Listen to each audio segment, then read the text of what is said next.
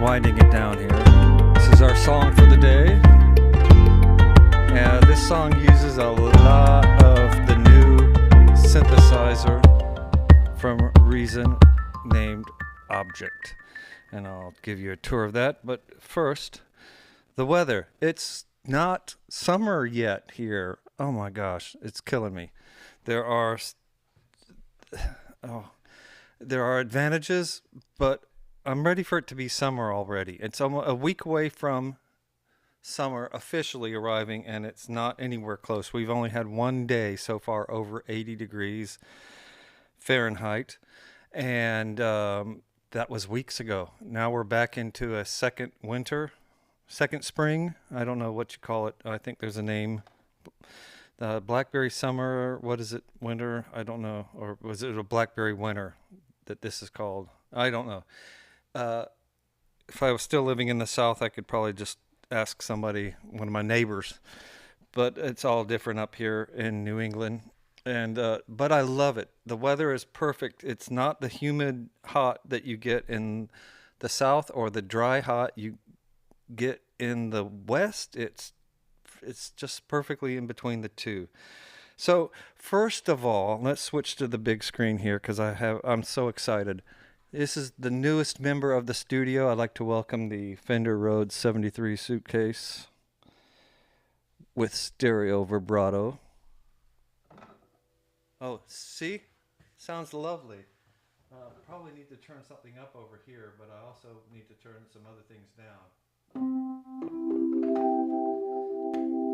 Okay, so I've got the Memory Man, one of my favorite pedals for keys, plugged into the loop here, with the send and return loop. And I either use it straight sound,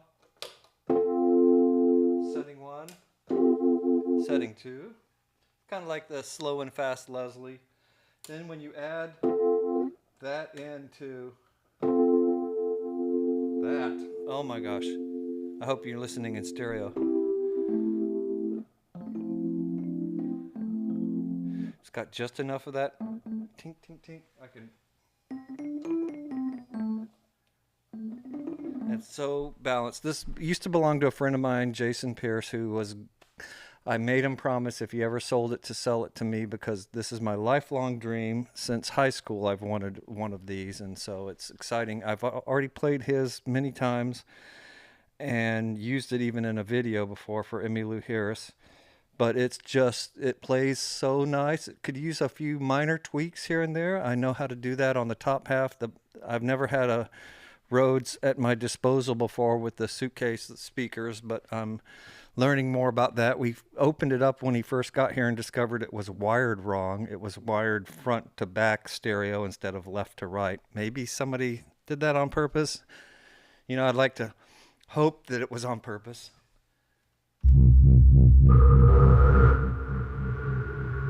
This is our modular patch of the day.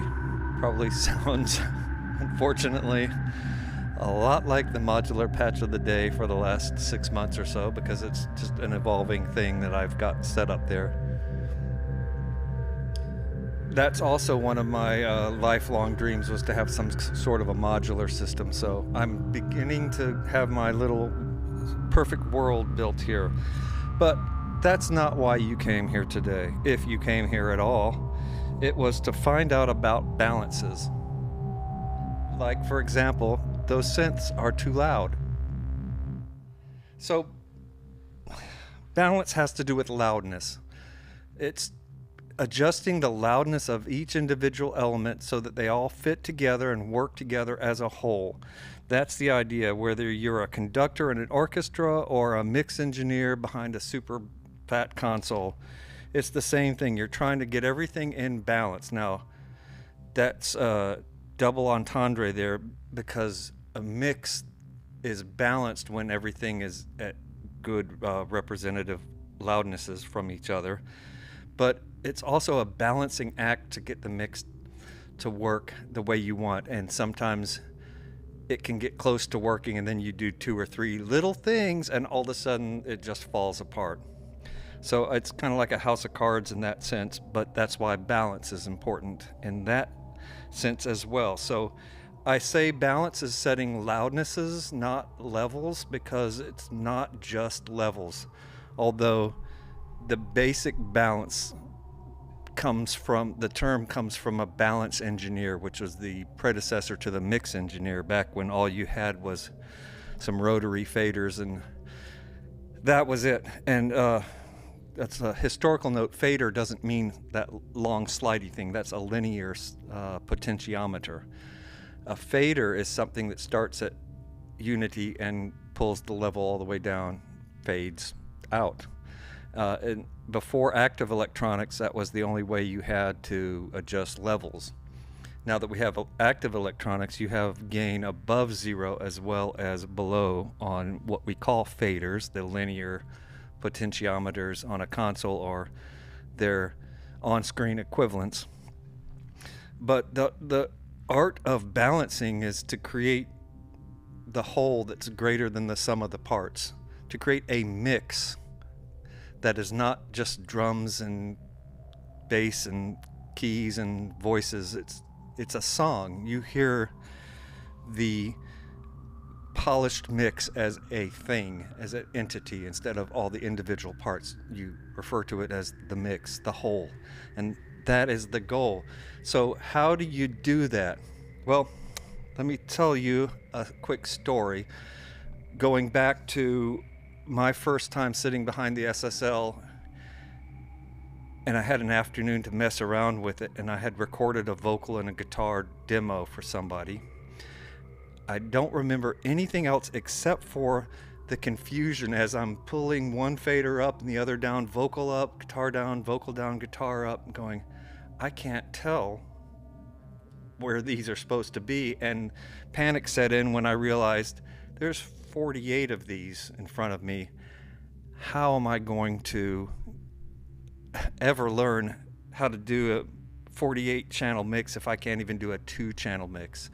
So one of the first things that occurred to me was I shouldn't be moving both. I should have one set and then the other one should be balanced against the first one. All right, well, there you go. Right away, my workload is cut in half.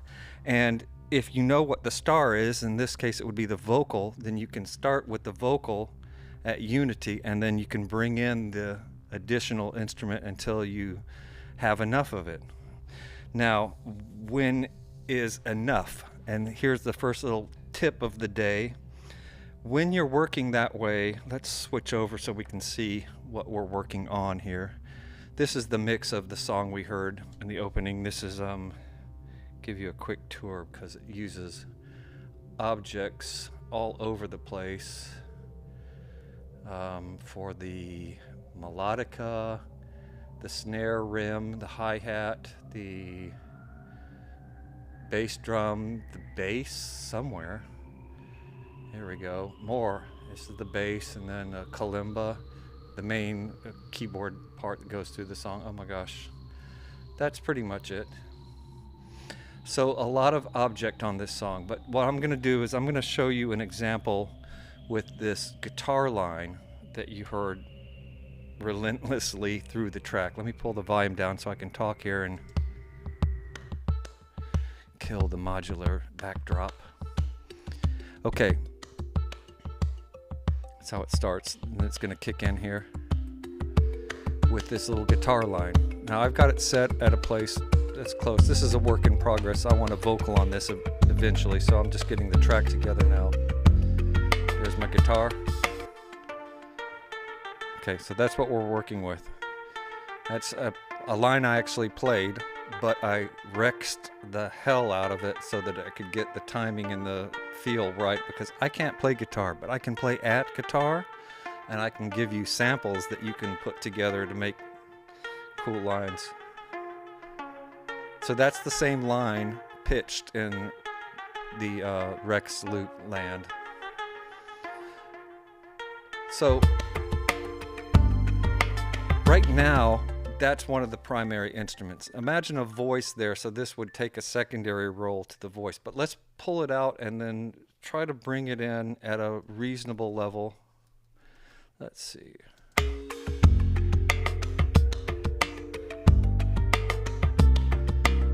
right, so it's too soft here. And that's what I'm going to do. I'm going to identify where it's loud enough, just loud enough, and where it's too loud. I'm going to identify a high and a low point. So that's too soft, and of course it stopped playing there, so hang on. Let's bring it up a little bit more. So it's starting to get reasonable. Okay, so this could be loud enough. Let's bring it down a little bit and let's say, okay, so we're somewhere around -5 to -6 is just barely loud enough. And of course it stopped playing again. Now let's get too loud. Now, I think that's too loud for me anyway. Let's say that's about 2 or 3 dB plus. So -6 to +3 is a 9 dB range. You can usually get it narrowed down to about a 10 dB range when you're dealing with this, and you can find that you narrowed it down enough to where, what if I just said, okay, if -6 is not enough and +3 is too much, what's the halfway point? That's 4.5, so that's not easy for this little brain to figure out, but like that's 2.5, so it'll be -2 roughly. And I'm not going to get any more precise than that, but knowing where it's just loud enough and where it just begins to be too loud means I can just split the difference and find a pretty nice spot. Now, over the past few days, this has been anywhere from -2 to -4 range when I've done that. So I know I'm in the ballpark because each time I end up with it in a similar range. From here, though, there's a couple of things that can happen. So that can get me a basic level. Oh, let me mention this too. When you're working on your basic mix, and that can be when you're mixing a song from scratch or you're building a song where you're layering all the instruments and you're mixing as you go. So at some point you've got your main core going and you've probably made a few adjustments and got it where it's sitting right. I call that the rough mix starting point. And the goal with that for me is that everything should be as loud as it can be without being too loud at any one point, which means it may be too soft at a point, but that's all right because too soft isn't going to interrupt me. But if I'm trying to add another part or I'm trying to hear another part and then all of a sudden the bridge comes in and this instrument is blaring way too loud, it's going to be a distraction. So I've just found that I just get everything to where its loudest peak level is going to be set at the right point, and all the lower levels get lost, and if they're low enough they get lost. But the point is that when it's time to actually mix it, I'll bring up those lower levels, or I'll have added compression or something else that solves that problem. So the fader is the first place you go to solve a problem with levels. I try to spend as much time balancing with faders as possible if I'm mixing from scratch. But when you're building a mix as you go, or building a track and mixing as you go, you don't really have that luxury. You can't really you don't have all the tracks in front of you yet, so you can't really have a mix. So you get something that works well, and sometimes you get lucky at the end of it and it's just going to require a few tweaks and you're done. It depends on how complicated it is for me. The simpler songs are easier to nail a mix that can ride out all the way to the end of the project.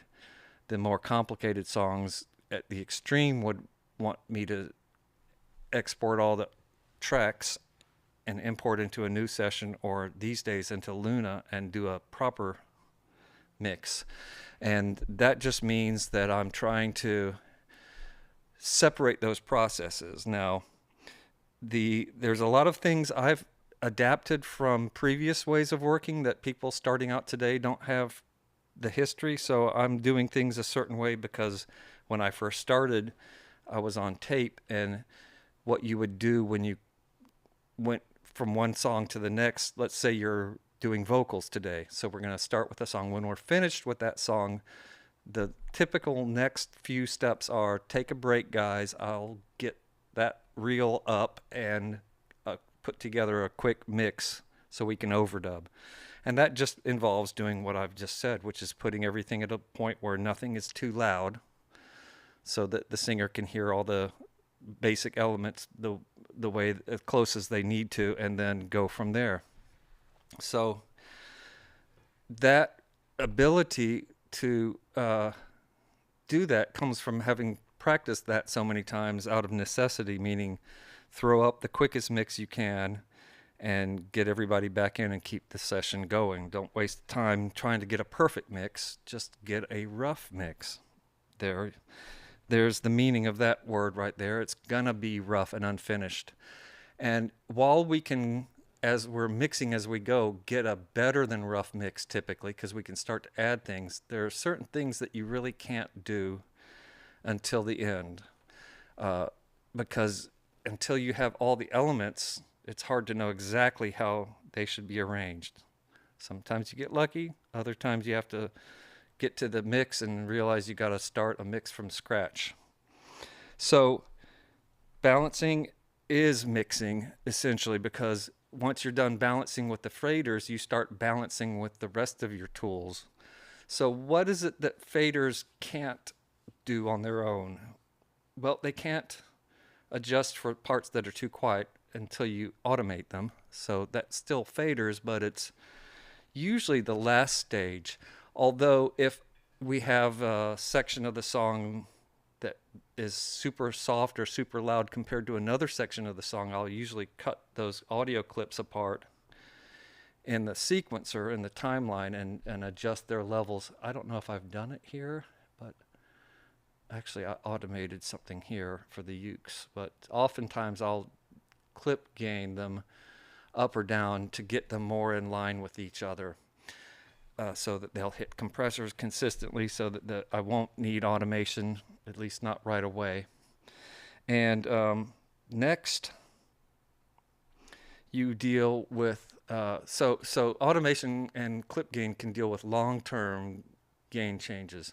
Short-term gain changes, micro is the big one, micro is the little one, are dealt with dynamics devices, compression, transient type effects, saturation, anything that can affect the sound in a non-linear way, meaning that the output will depend on the input level, what you get at the output. More input level gives you a different output, not just louder, but different, distorted, saturated, or otherwise reshaped.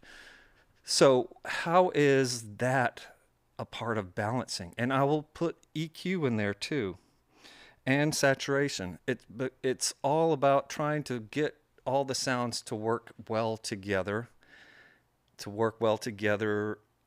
in the system that you're hearing it on, but also outside of your world is important, and not always easy to do. So you use, once you get the faders as good as they can, you start to use other methods. So one of the most common ones would be an EQ boost or cut in the critical mid-range. That's a term that just means the range where we are the most sensitive. If you study the equal loudness curves, you'll know that that's in the 2 to 5 to 8K range, depending on the material and the person.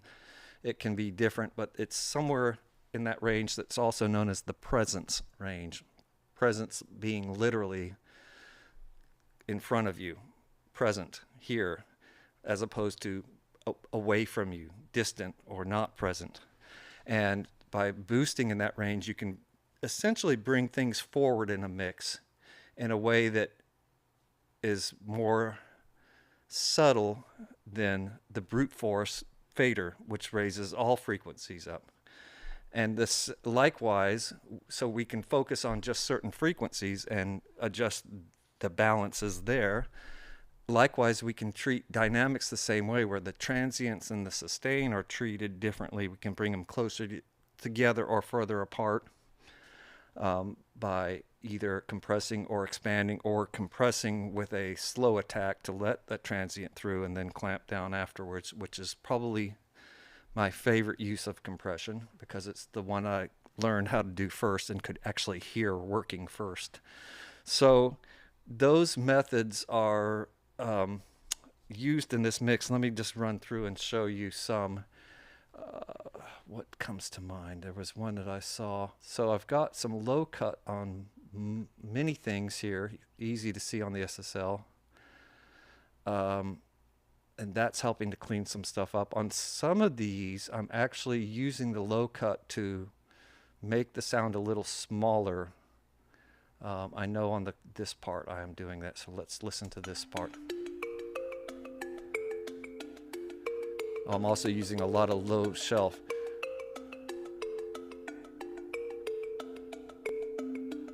So that's a bigger sound, but it also takes up more space. Bigger sounds take up more space, right? And we're just talking low frequency information here. So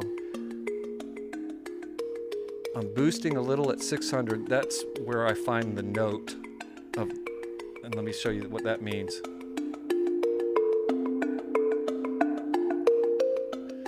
So that's the note. This would be the bottom, or in this case, the mud.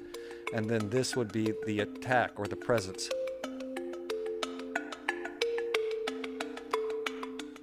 So by bringing out, by dialing back all that low end. Oh, here's a trick that I started using recently. Let's get that. You'll start with the low shelf cut and the lowest frequency, and then sweep it up.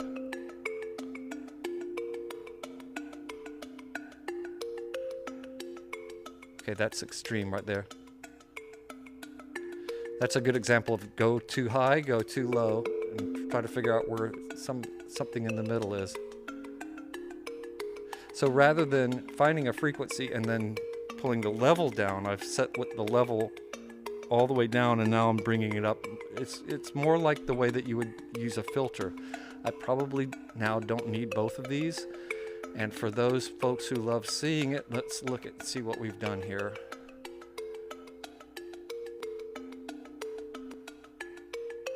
Okay, so that's cutting out some of these fundamentals. But I could probably also do that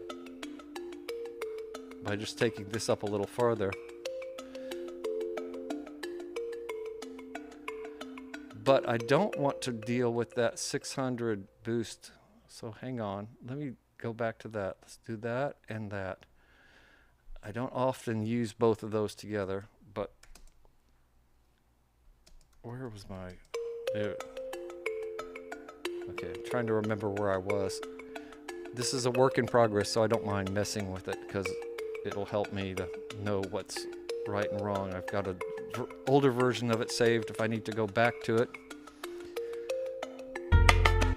Oh, also on this is my newest toy, which is the AMS non-Lin 2 setting, which is another way to add loudness. It's such a short reverb, it adds more of a burst of sound in a room kind of feel, and that just kind of is exciting and brings it a little bit forward by adding some length to it, but not too much.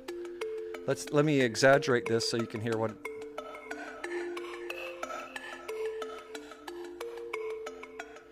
So that sound is what I'm trying to get, not overpowering the main sound. That, and that's off. I'm trying to get that.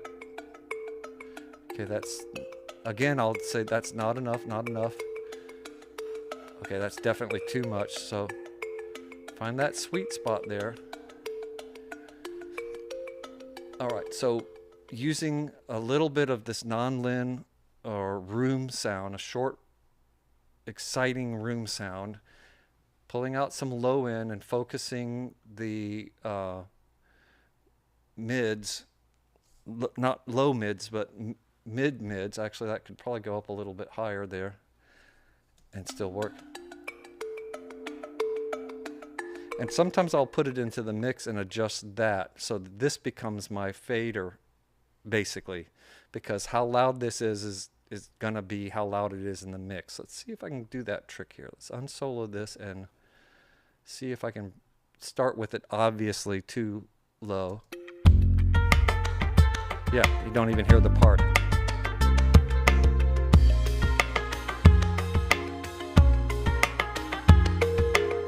Now, obviously too loud.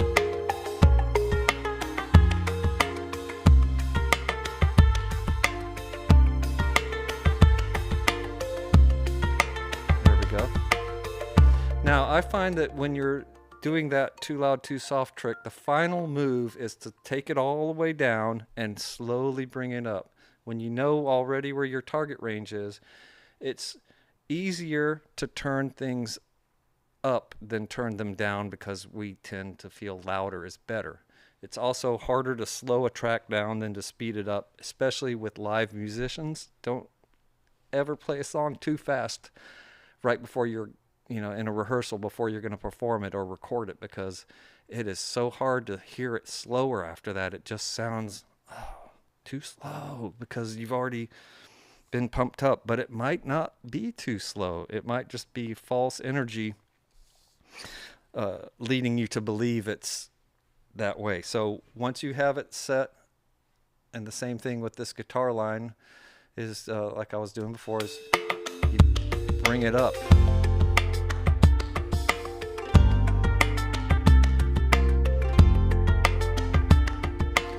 Because I like to build a mix up like that.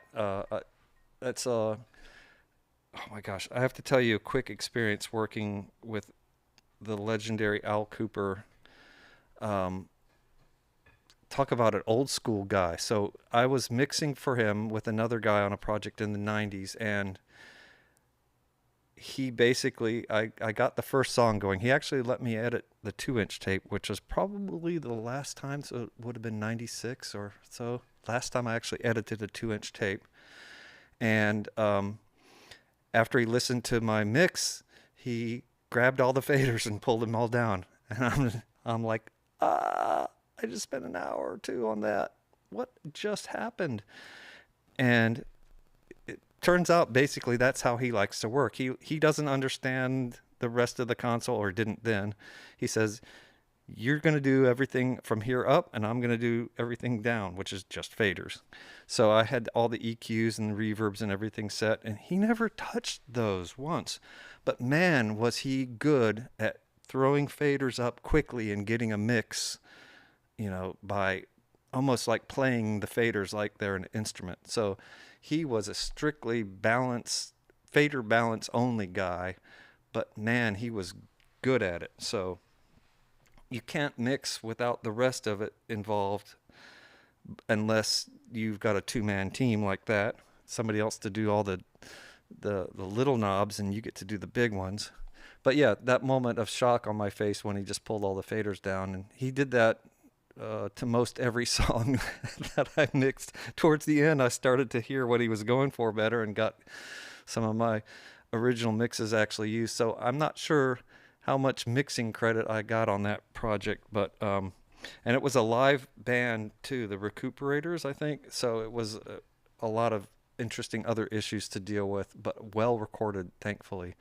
So that's an old school concept. I've also heard of guys like, I believe it was Lindsey Buckingham from Fleetwood Mac, talking about mixing to the vocal. So you start with the vocal in, and then you start to push instruments around it. That would be as opposed to most people's traditional approach of mixing with the drums first. Start getting those set first and then bringing instruments around those. So I tried the mixing to the vocal thing. It never worked for me. So I'm back to usually starting with the drums. But very quickly, I want to get a bunch of faders up and see where the problems are and address those. So problems would be things addressed like by low cut filters or by clip gain in the sequencer. And then I would do as much as I could when everything's clean. Oh, and that includes trimming audio and doing fades wherever necessary. And once I did that, I would spend as much as I can on getting the faders there. The next thing would be typically something like this EQ curve here, where I'm feeling like this is too big. I've got to dial out some low end, and I've got to find the note or find the presence or find the mud and get rid of it. So I'm either looking for the thing that's missing or the thing that's there that shouldn't be there. And then usually I'll start to add the reverbs, but there's no rules. Some things are obvious, they need to be there, and so they go on from the beginning. Like this guitar line has a echo in the track in the insert of the audio track, or of the mix channel in this case, or in this case it's actually the bus, the guitar bus, because there's two individual tracks playing. And so otherwise I would put it over here, and I've got an echo there that's being used for other things. And I usually add these one at a time as needed. I don't hardly ever start with a preset. Now, if I'm in a traditional studio, yeah, you plug in everything you got usually, and that fills out most of the sends. And then, you pick the presets or what role this is going to play. Like this is going to do the short reverb, this is going to do the long reverb, this is going to do a short delay, this is going to do a long delay for throws, or we used to call them specials, which can be a reverb too, like a snare that hits into the reverb on one hit. And it can be extreme or it can be very subtle. It can be every other snare. This song is doing that actually. Let me show you that really quick. Dry, wet, dry. And that's all in the patch in the object. So these are all the drums are object on this song.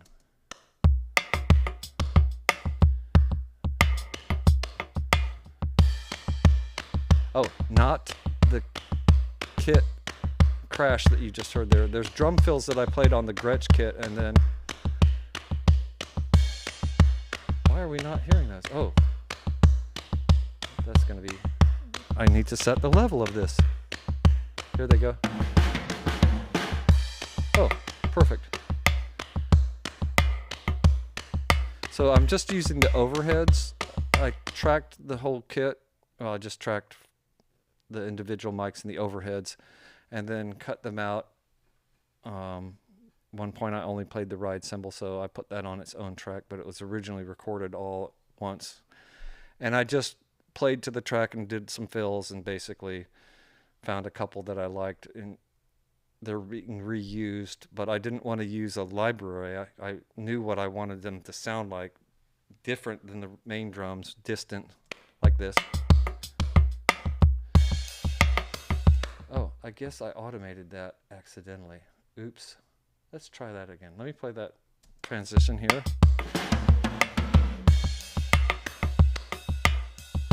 So that's these three tracks here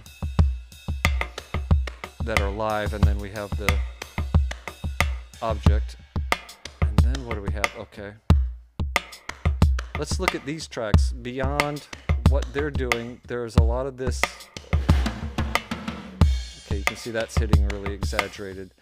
This trick setting that I always use. This is the one thing I love the SSL channel compressor for. You'll hardly see me use it in any other way. I'll use any other compressor for every other task, but this on the default RMS, not peak, and slow attack, not fast. It's the default. All I do from the default is turn ratio all the way up and release all the way down, and then I set the threshold so that one LED flashes.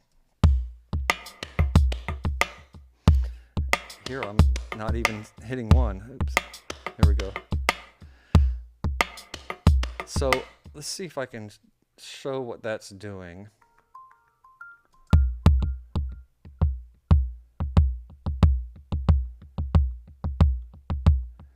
Now, unfortunately, this makes it louder too, so it's harder to hear. Let's exaggerate it though. Oh, wrong thing. Ah.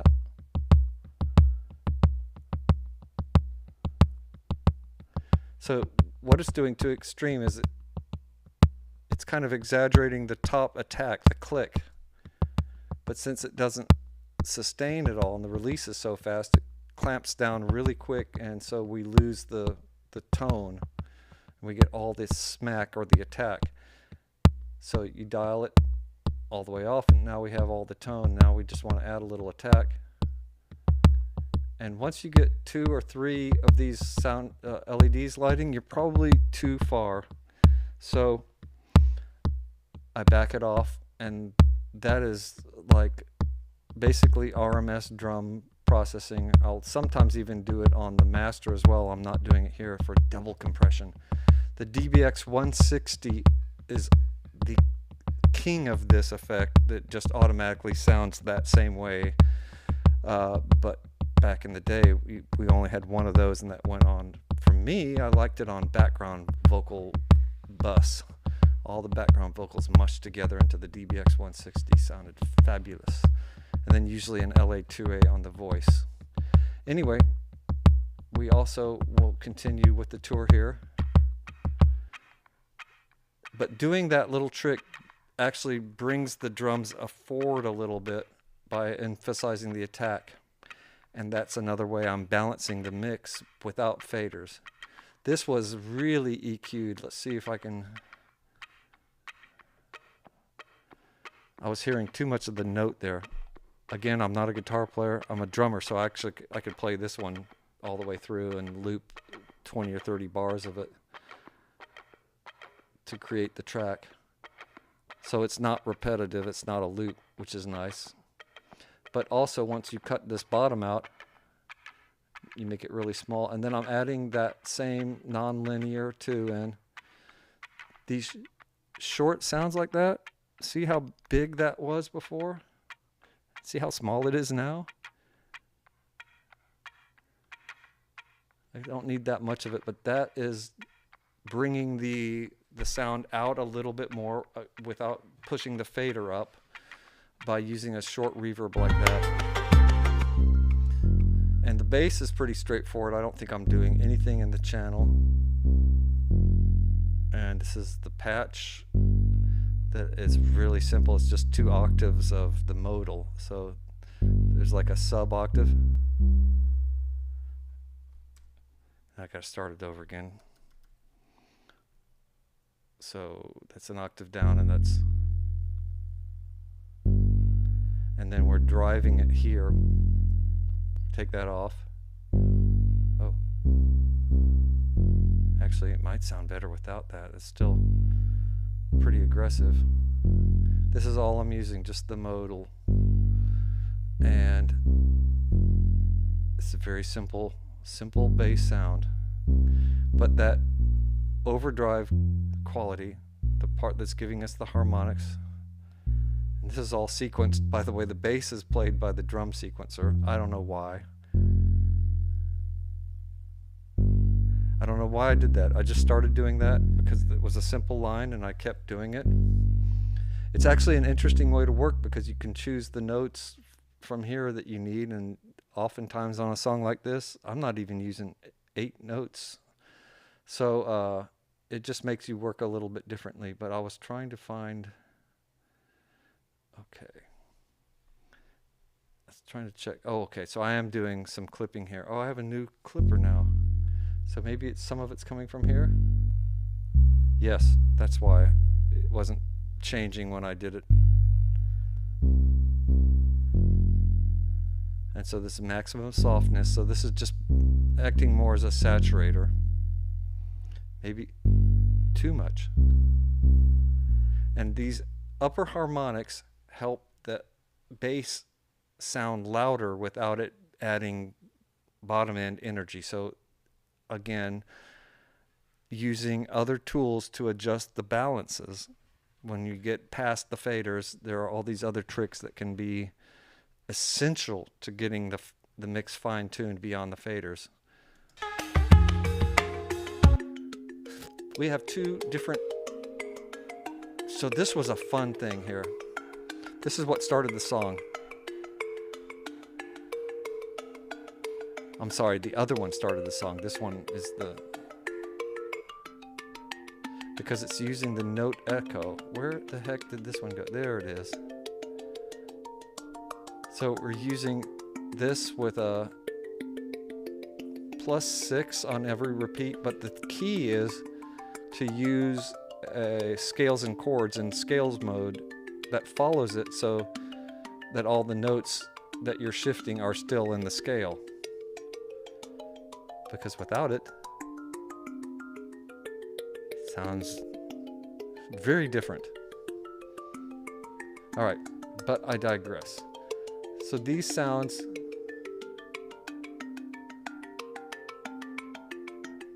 there's the long, so in addition to the note echo, there's the echo, the audio echo, and this one doesn't have anything. I'm not even cutting lows on that. Amazing. All right, I'm not gonna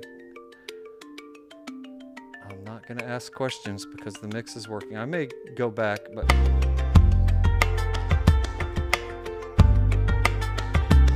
so I'm trying to think of some other things here to wrap up.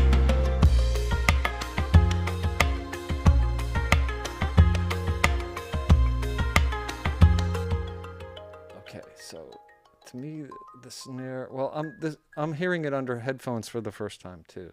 So I'm wondering if that snare is a little too hot. I'll usually just pull it down a dB if I'm unsure and I'm not sure of any other solution. This one has a little bit of EQ, just pushing that mid-range. I would call it the of the sound. Let me exaggerate it and show you what this is. Also pushing it forward. This, I probably could have backed off this instead of pulling the fader down. So that's what we're adding, but not as much of it as that.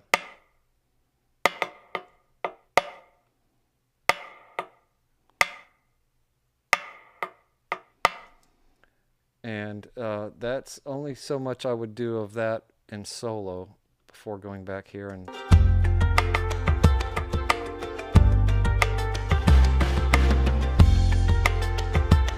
this is probably also something that would change if you listen to it at low volume. The mid-range is tricky when you listen at different levels. The bass is tricky when you play it on different systems. The vocal sits in the mid-range, so that's why it's often problematic on different speakers. So again, when you're balancing first for the room you're in, but then you're also trying to balance for every other possible room it might be played in, or headphones or speakers that it might be played on. And that's where you start to do some of these tricks with the EQ. Usually I move away from big fader moves at that point because I know that the basic balances are there. I gotta fine tune them some other way.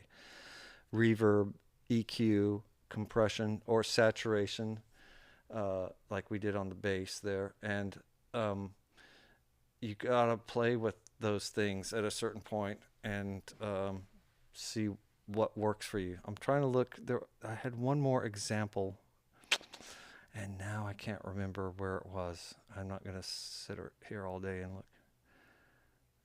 What am I using that for? Oh, the guitars are going through the Puasa Vermilion. It's a clean sound. Oh, I forgot to introduce you to my little ukulele, which I actually played, but those chords were sampled and pasted in. Let's look at that really quick. It starts with chords which are pasted in, and then I just recently added them at the end.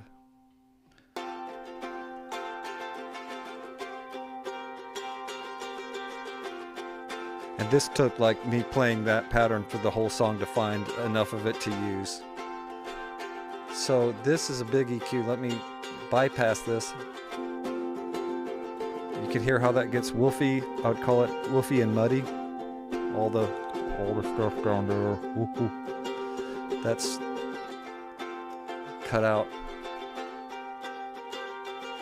Using that same trick with the EQ, low shelf and starting with it cut and then raising the frequency.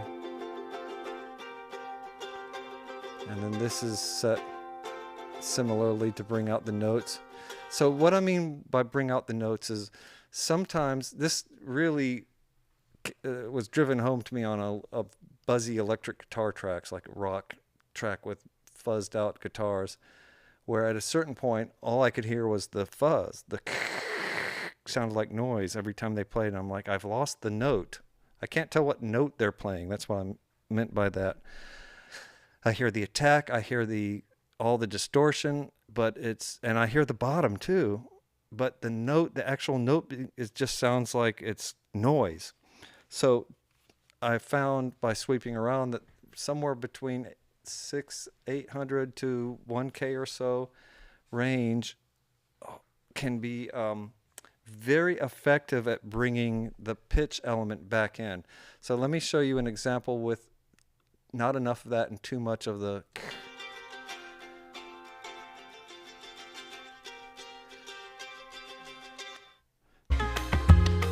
Now we have to hear that in context. Now this is not going to be an easy example because this is a breakdown that kind of features this part. See? That's not the extreme that it can be with electric guitars, but that's a little bit. You're hearing the thinness and how we get all the pick. You get the sound of the pick, but not the sound of the body. So let's kill that. That'll be half of our issue right there. Now I kind of missed some of that. Oh, I've lost my place again. Hang on. Markers would be nice. Okay. Now, one thing to look out for is boosting so much. If we still had the low end in, and I'm boosting so much of this that it gets the sound back to where it was, which is woofy and a little muddy, then I'm tempted to boost this. Now it's awesome. Obviously I have a clipper on there somewhere. Little clipper, yes. So that's supposed to be doing that. Catching just the spikes. But as soon as I pushed it even a little, of course it went over. So this is one of those last things I set up, and then it shows you why you don't want to have it on if you're still making big, broad changes. But let's try to get this dialed in a little bit better. If I'm careful here, scoop out the bottom and find the area where I'm hearing the pitch, the note, and just give that enough, then it won't overly darken the sound. Because once you're starting to push all those things up, like I was showing, I demonstrated it, but I didn't show you what it looks like. Imagine we're not doing any of that. So basically, I'm pushing, well, if we did that, it'd be like, I'm adding lows, mids, and highs. Well, what do you have? Basically, a little curve, but everything is just louder now. So that's extreme, but that's probably all that's needed. And if I pull this back a little bit, I might be able to get more of that 6 to 1K range, that middle.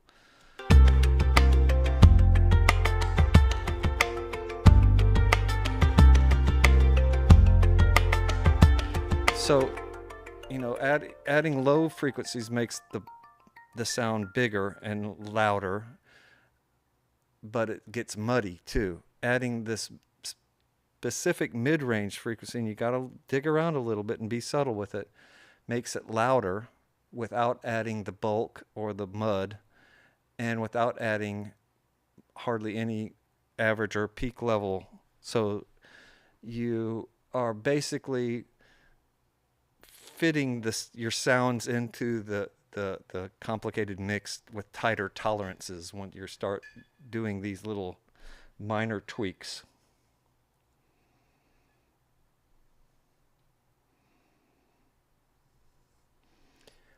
All right, that is the basic concept here. I'm going to look over my notes here.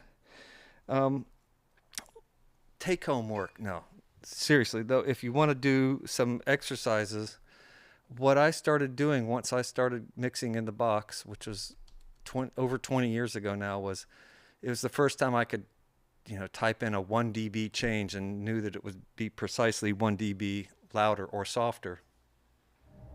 And a technique I came up with, not for any other reason other than curiosity, was I started doing 1, 3, and 6 dB changes and learning what that sounded like. And it allowed me to better guess by listening how much I'm going to need to go. Now, you don't need to necessarily do that, but if you're mixing alone, you can do about anything. But when you start to mix with somebody else and they're requesting, like, can you bump the vocal 1 dB? Well, usually I can say that's not going to be enough, or that's perfect, or I can guess because I know what 1 dB sounds like. It's the same as knowing what 1K sounds like versus 600 or versus 2.5K, or what middle C sounds like versus A440. Ear training for pitch, ear training for frequency, or ear training for volume level are all valuable things. For somebody learning to mix or wanting to mix, ear training for levels, because that's what we deal with everywhere, is probably the most valuable thing you can do, because it's probably the thing you're going to use every day. You can try things like, and the default, not the default, but the reset of Europa is really good for this. Set some levels and adjust it, make a tone with the Europa, and then change the level by 1 dB, then by 3 dB, then by 6 dB, and automate that so you can hear the steps. And then do things like, can I tell the difference between 1 dB up, then back down, then 2 dB up and back down? And can I accurately pick out, you can usually hear it change, but it's not always easy to hear that, which one is which, when you're talking about only a decibel between them. That said, it's super easy to eventually get good at hearing it with tones, but we don't mix tones. We mix sounds that are evolving and changing, and that's where it gets tricky. Those half a dB or 1 dB changes are tough when the sound isn't staying still and cooperating, when it's moving like a drum.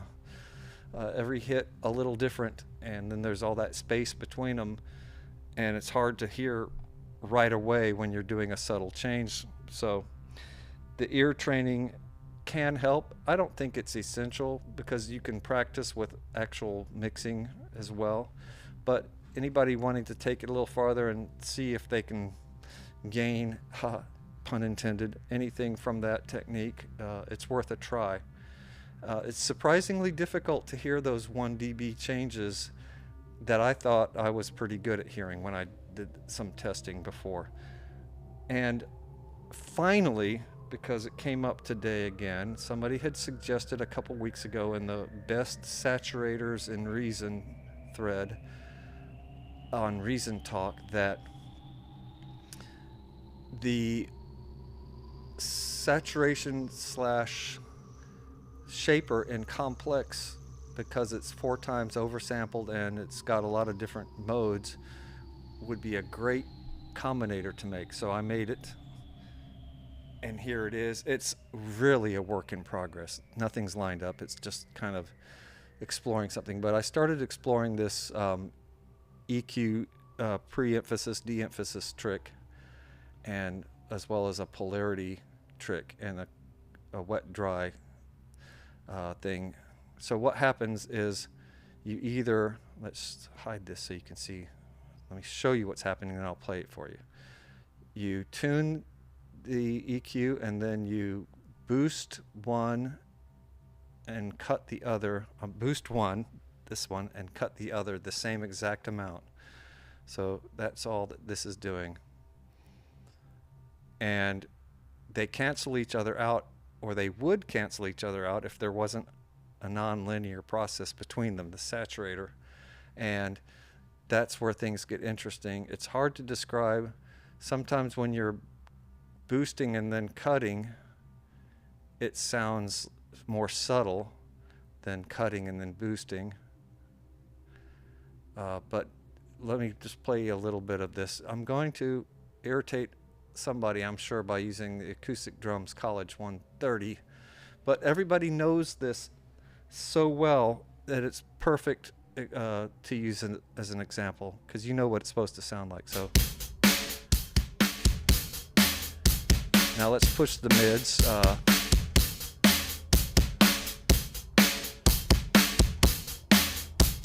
White. And then the opposite effect.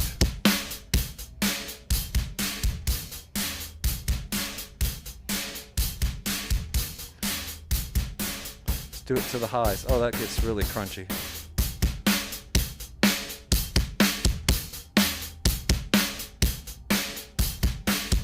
And possibly my favorite is the lows.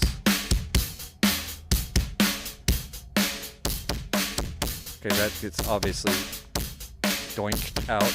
Doink, doink.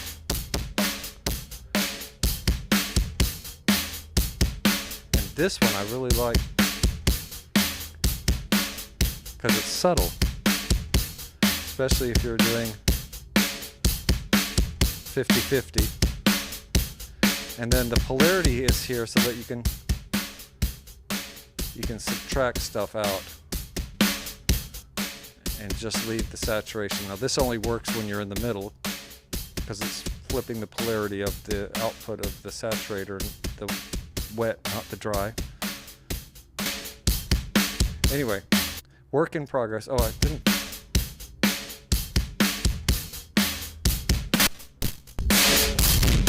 Oh yeah, I like that one. So let's go back to this.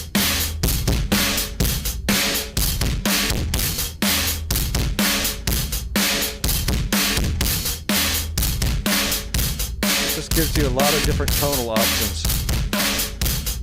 Now it's on the snare.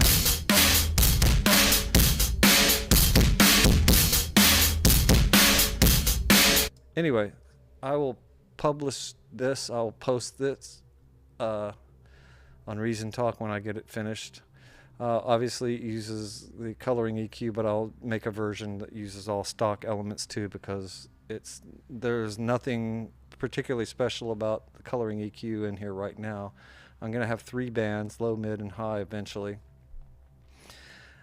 I'm not even sure if I need it, but usually 1 band is enough to play with, so maybe I'll leave it at that.